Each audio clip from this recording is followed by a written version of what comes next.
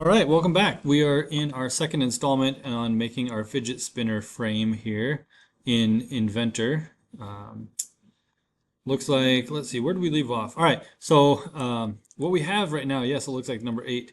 But what we have is the center, or the bottom ring, is going to be the center of our fidget spinner.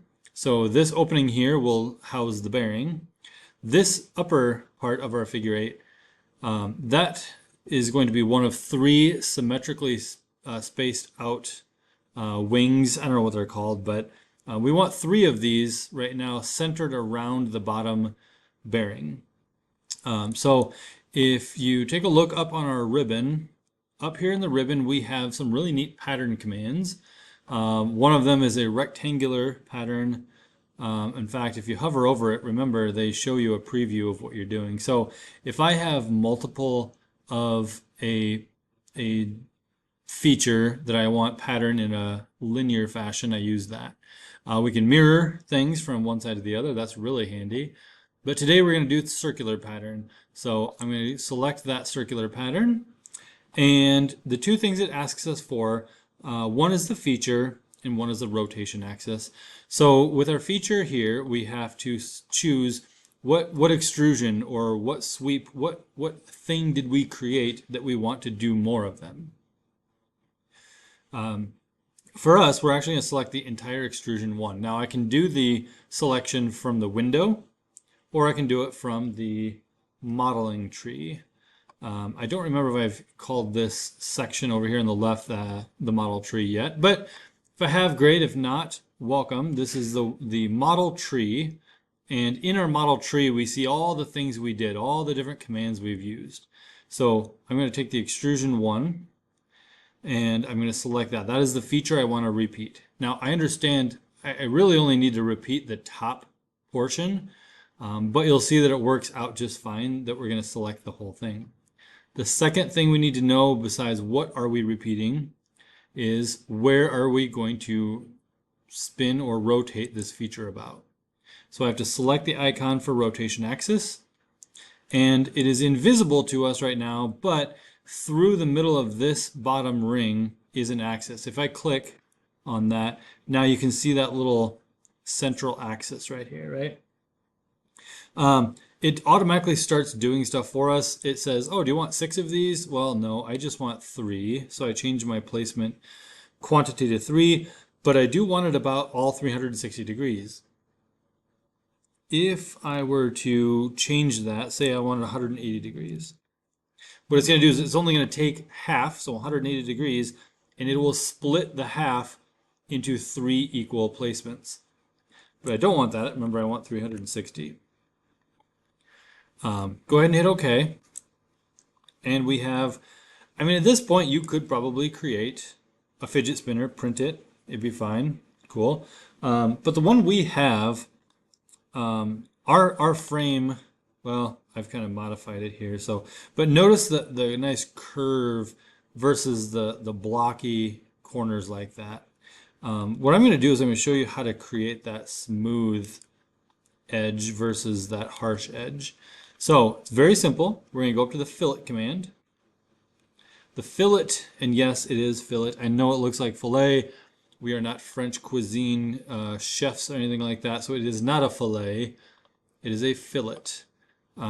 So anyways, we're going to go to the fillet command. When you select the fillet command, it is asking you to select edges. So I want you to zoom in to this green edge right here. I want you to select that one there. I want you to do that for all of these edges. So there's 2 kind of per space. There's one here, one here. Keep spinning this thing around. Okay, so I'm getting all those inside edges.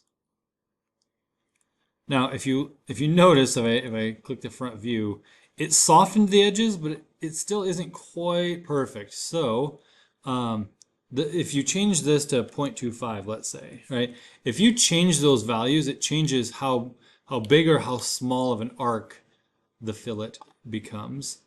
0.25, we still have a weird hump in the middle.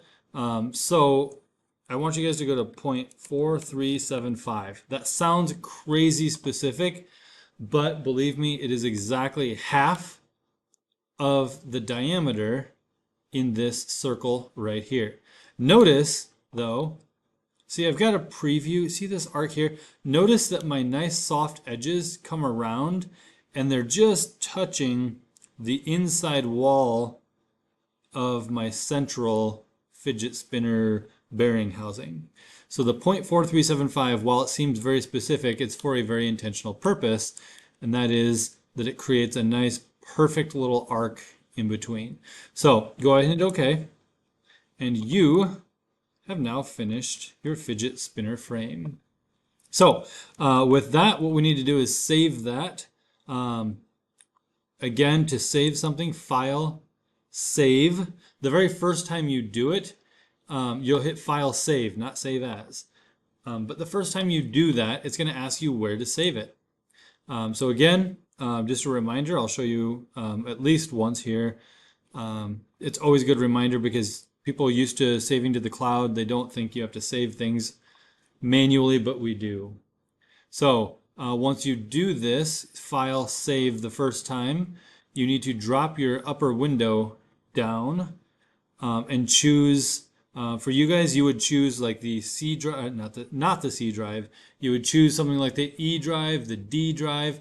So these letters, C, G, you'll have one that'll say something like D, E, or F, and it'll be like your removable drive.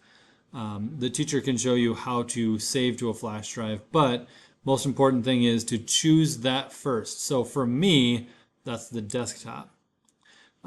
Once you're in that D drive, E, F, whatever it is, I need you to create new folder. So that's that icon that's got a little orange starburst, actually is what it is. So you would click on that and say new folder. You would want to call that maybe fidget spinner project. I mean, name it something obvious so that you know where to find your files, okay? But once you do that, you hit enter, and then you want to double click on it. Now you are telling the computer, save this fidget spinner frame, whatever you're calling it. Obviously, you don't need to save for video. Fidget spinner frame, go ahead and put that in this folder. When you hit save, it's going to go ahead and save it to that spot. Anytime you make modifications, maybe I want to delete this here. If I want to save those changes, all you have to do, yes, you can go File, Save, or there's a shortcut on the keyboard, Control S.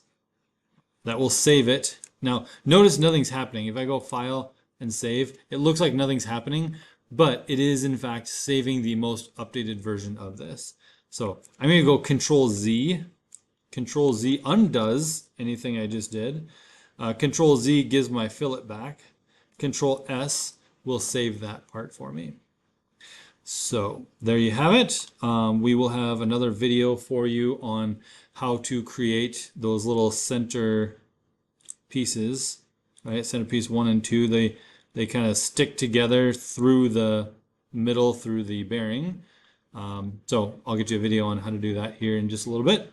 But thanks for listening, and I'll see you next time.